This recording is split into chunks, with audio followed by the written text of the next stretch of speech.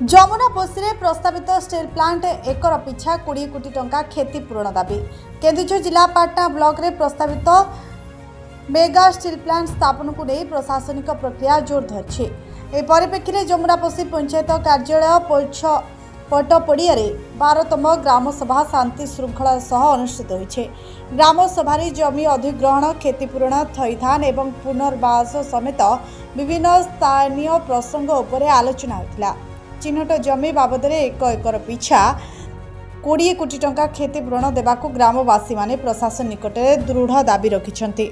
ग्राम सभारे अतिरिक्त जिलापाल रवींद्र कुमार प्रधान, पाटना वीडियो मानस रंजन दंडपाट, तहसीलदार अश्विन कुमार नायक एवं तुरुबुंगा थाना अधिकारी उपस्थित रही। सहित आमर जो गाँव जो एजुकेशन स्कूल नीति जो किसी वृत्तिगत शिक्षा किसी इंस्टीट्यूट खोली पिला मानकु योग्यता करने आमर मेन मकसद रहा जमी भविष्य स्थायी निजुक्ति पाई पारे। या सहित जो माने जमी बाड़ी हरउछन्ति तांकर मुख्यतः उद्देश्य है सेमानकु किपरि थईथान करिवे से गुडा है हमर मेन दाबी। स्टील प्लांट हेले तो विकासर उन्नति हेबो, किंतु जो लोक माने हैरान हरकत नियंती से गुडा को सरकार नियाती नजर रखी आगकू कामटा बढ़ाइबे से हमर मुख्य।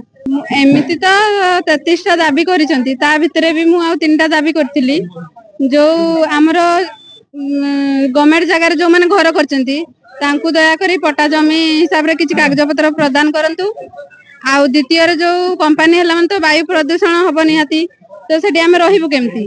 जदि वायु प्रदूषण हबो ताले ता व्यवस्था भी करंतु जे वायु प्रदूषण केमती हबनी। आम गां तो उठिबनी ना, आम जमी जीवो, तो आमे से गां रे बासिंदा मन तो गां छाडी के आमे जीवनी। जदि भी रहिबु ताले प्रदूषण आम पाखकु जेमती न पहुंचू ता विषय भी टिके सरकार बुझिबे। आ जमी तो सेमती जाउची, मन तो दुख अछि।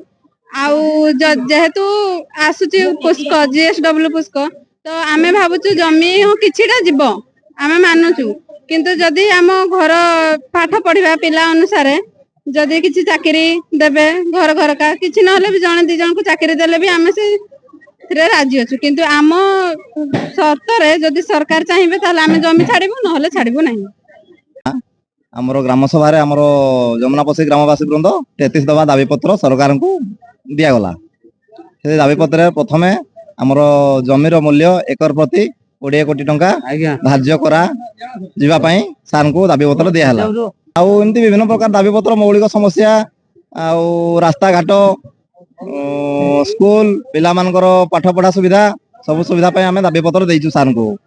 पत्र सरकार ग्रहण करिवे बोली आमे आशा करी कि तो अछु ग्रामवासी वृंद। देखिबा सरकार को ऊपर भरोसा, सरकार जदि दाबी पत्र ग्रहण करके हमको सब सुविधा देबे ताहले आमे खुशी हेबो।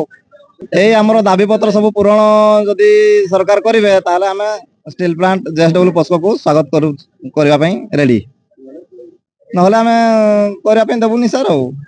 हम जदि लोक मानकर समस्या किछि बुझिबे नहीं, आउ मुख्यतः जमीर उचित मूल्य उचित प्राप्य आम पाई पारिबु नहीं। 7 पुरुषर भिटामाटी आम हरइबु, आउ उचित मूल्य न मिलले तो आउ माने आम केमती चलिबु केमती बंचिबु, हम लोक माने केमती चलिबे, ग्रामवासी माने केमती रहिबे।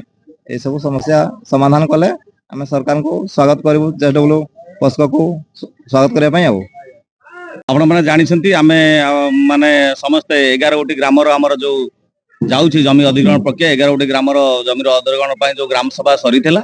आज शेष पर्यायर एटा 12 नंबर ग्राम हमर जमुना पशी राजस्व ग्राम, तार ग्राम सभा हमर आज पूरा शांतिपूर्ण भाव होईछि। ए ग्रामर व्यक्ति माने जो माने उपस्थित थिले, मां माने एवं भाई माने जो माने थिले समस्त शांति श्रृंखला सहित हमको पूरा उत्साह सहित मध्य सहयोग करछंती।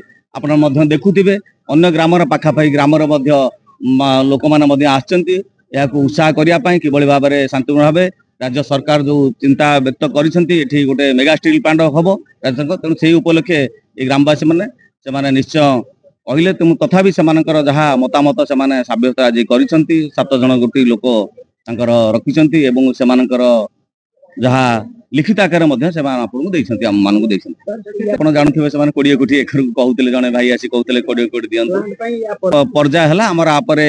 हम तो प्रति ग्राम रे हम जणैछु सरकार को दउछु एनसीडीएस माध्यम रे ତେଣୁ NCDS ପାଖେ ଯୋଉ ଅଛି ଅନୁଷ୍ଠାନ ସେଠି ଗୋଟେ ସିଆ ଷ୍ଟଡି ପରବର୍ତ୍ତୀ ହବ 4-1 ନୋଟିଫିକେସନ ହବ। ତେଣୁ ସେତେବେଳେ ଲୋକମାନଙ୍କୁ ଆମେ ସବୁ ଗାଁରେ ବୁଝେଇଛୁ ଏବଂ କହିଛୁ ଯେ ଗୋଟେ ସୋସିଆଲ ଇମ୍ପାକ୍ଟ ଆସେସମେଣ୍ଟ ଯେତେବେଳେ ଷ୍ଟଡି କରାଯାଏ ଆପଣ ମାନେ ନିଜ ନିଜର ପରିବାରର ଡାଟା ଦେବେ, ନିଶ୍ଚୟ ଦେବେ, କାରଣ ତା ପରବର୍ତ୍ତୀ ଅବସ୍ଥାରେ ଏ 4-1 ପରେ ମଧ୍ୟ ଏ ପରେ ଆମର ପୁଣି ଆସିବ ପୁଣି ଜନଶୁଣାଣି ଆଇନ ପ୍ରକ୍ରିୟା ଅଛି। ତେଣୁ ଆପଣ ଯଦି ନିଜର ପିଲାମାନଙ୍କର ଏବଂ ଭବିଷ୍ୟତର ଯୋଉମାନେ ଅଛନ୍ତି ପିଢି ଯୋଉମାନେ ଆଶାୟୀ ଅଛନ୍ତି କିଛି କରିବା ପାଇଁ ସେମାନଙ୍କ ଡାଟା ନିଶ୍ଚୟ ଦେବେ, କାହାର କେତେ ଜମି ଅଛି, ପରିବାରର କଣ ବ୍ୟବସାୟ କରୁଛନ୍ତି, କି ଚାକିରି କରୁଛନ୍ତି, କଣ ସେ ବିଷୟରେ ନିଶ୍ଚୟ ଦେଖାଯିବ। ନିଶ୍ଚୟ ଆଗେଇଛି, ରାଜ୍ୟ ସରକାର ଯାହା ଚିନ୍ତା ବ୍ୟକ୍ତ କରିଛନ୍ତି ନିଶ୍ଚୟ ଆଗେଇଛି, ଆହୁରି ଭଲସେ ଆମେ କରିବୁ ବୋଲି ଆମର ଆଶା ଅଛି। ଆପଣ ମାନଙ୍କର ସହଯୋଗରେ ସମସ୍ତ ଗ୍ରାମବାସୀ ଯୋଉମାନେ ଅଛନ୍ତି ସେମାନେ ସମସ୍ତଙ୍କୁ ମଧ୍ୟ ମୁଁ ଆଜି ଧନ୍ୟବାଦ ଦଉଛି।